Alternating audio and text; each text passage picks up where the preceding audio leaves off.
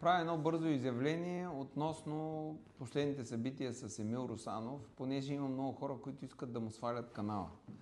Искам да помоля поне тези хора, които имат грам разум в тях, да не свалят на никой канала, да оставят свободата на словото. Нека Емил Русанов да каже всичко, което има да каже, и ако има хора, които да го гледат, да го гледат.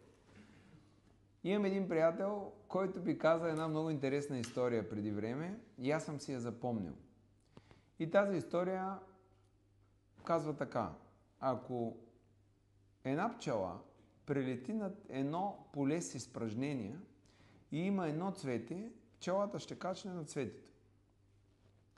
Ако една муха прелети над едно поле с благоуханни цветя, но на средата има едно голямо миризливо изпражнение, тя ще кацне там.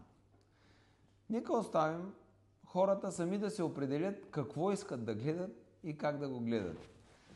Емил Русанов преди време е направил този канал и съдържанието, което го има и което е наше, го е правил в наша подкрепа.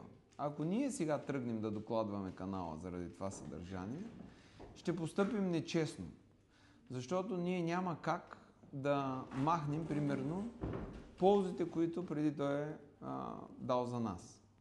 Сега, това, което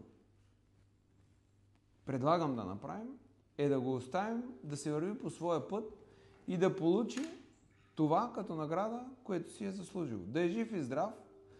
Пожелайте му успех и се насочете към конструктивните неща, а не към деструктивните. Така че, оставете Емил Русанов на мира.